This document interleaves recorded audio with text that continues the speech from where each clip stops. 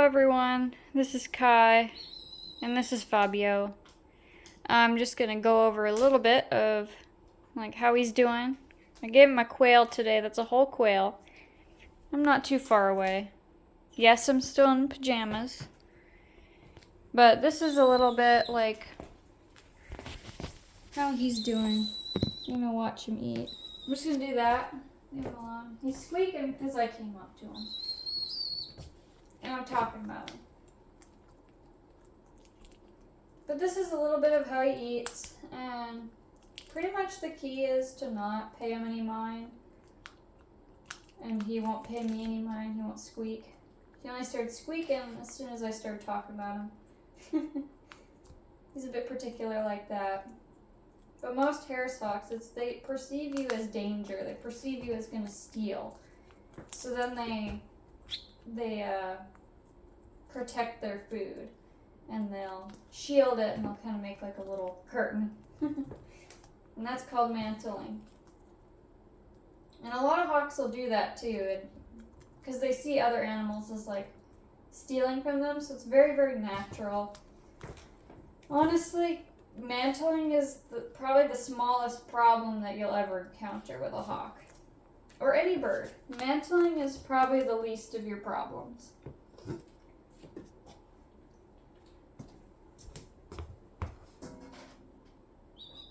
Out of all the things that could possibly be a problem, mantling is your smallest problem, I would say. And most of my birds that I've had, they'll stop mantling, they'll kind of mantle once in a while, or, you know.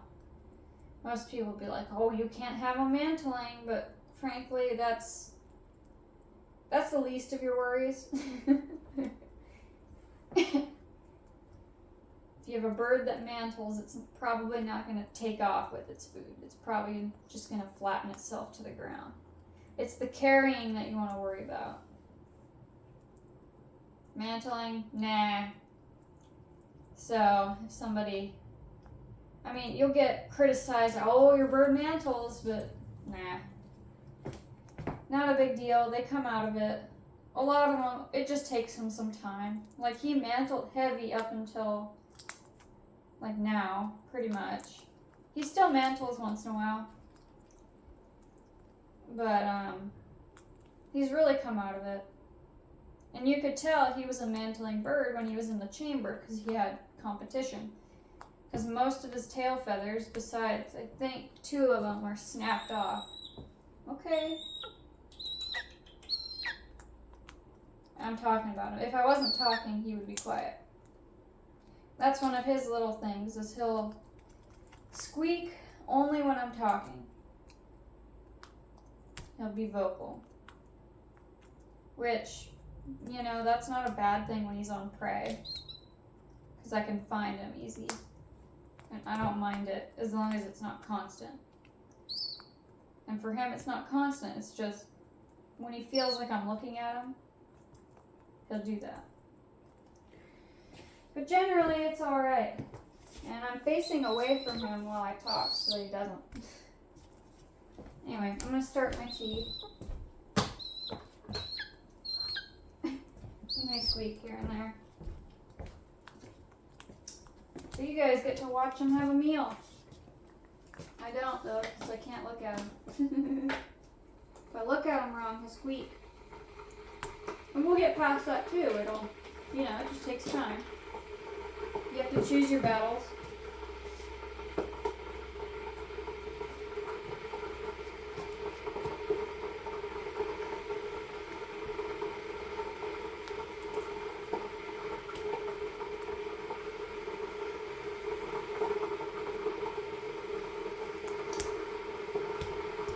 He's used to other noises going on around him, so I'll turn on like my hot water heater, let that boil. Other stuff like that.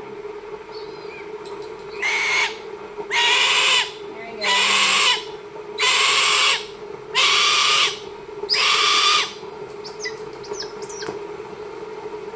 There, now he's quiet.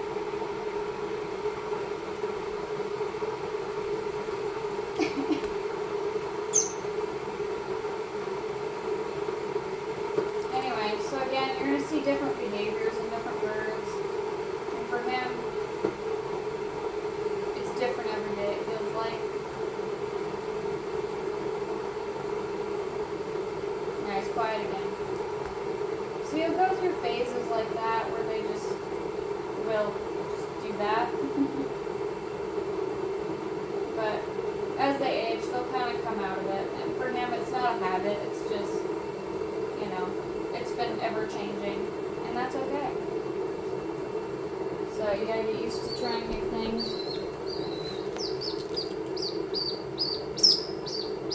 And I can hand him stuff like that and he's fine. So it's not even me.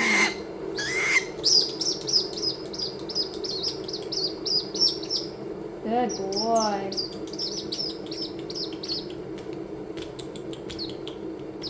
So he accepts me. But, you know, he's a baby, so he still thinks I might take it, but I'm not going to. So here he's going to mantle with his tail.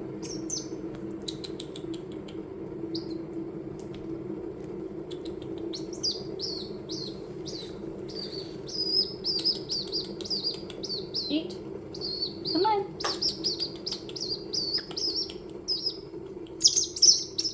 See. We're okay.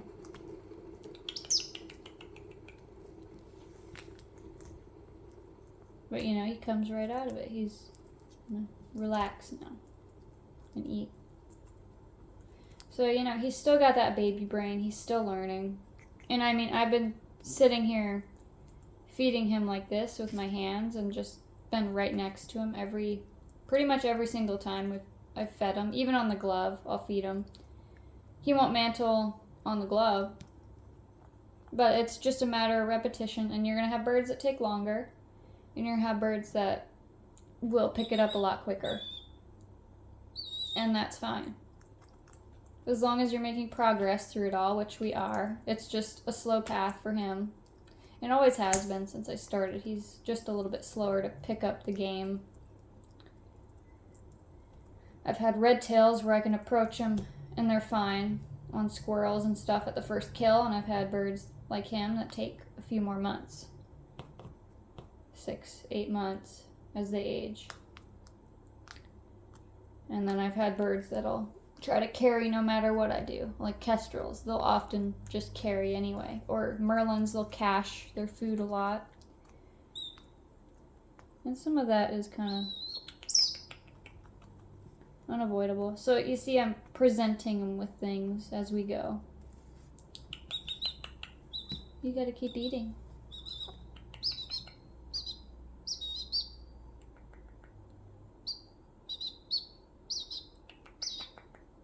I'm going to show him. Right there. Good.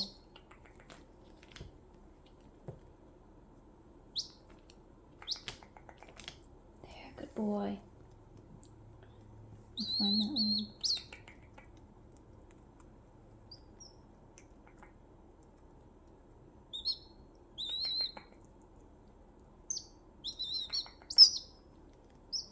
So you see here, he's not making any moves to like foot me or anything like that. Some birds might. You just have to know your bird.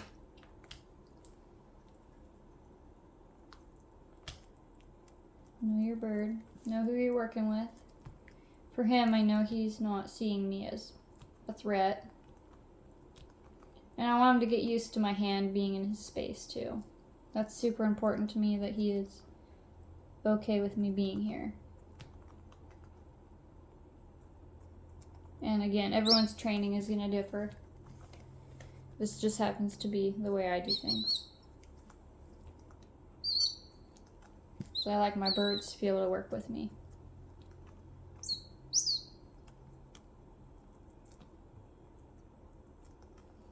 In the field, he's quiet. As you've seen, he doesn't vocalize, nothing like that. It's really only when he has prey on the ground and I'm first approaching.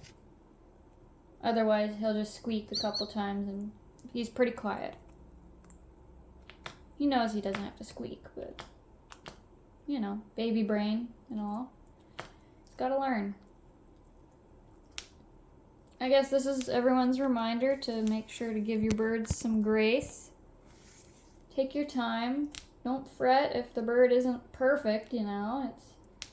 You're not going to get a perfect bird every time. Yeah, That's a fly. You won't always get that 100% perfect bird in your first couple goes at it. And not every bird will turn out perfect. It's, you know, it's the luck of the draw. And how you train, too, matters a lot. But you'll get those 1 in a million birds that are just awesome. Whether you train them the same. Like, you could train every bird exactly the same. And every bird would turn out a little bit different. They'd behave a little bit different.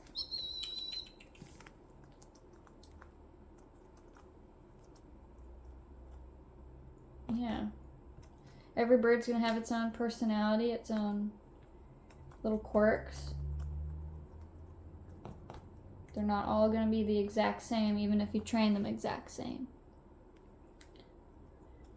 So give yourself some grace, relax, take it easy. Don't try to rush the process. Honestly, how he's doing right now, that's amazing. That's great. That's awesome for a Harris Hawk that was a heavy mantler to go to this. That is the most I could have asked for right now. Yeah, I know. You see that fly. I know. It's your reflection. Relax. It's not... Focus on eating.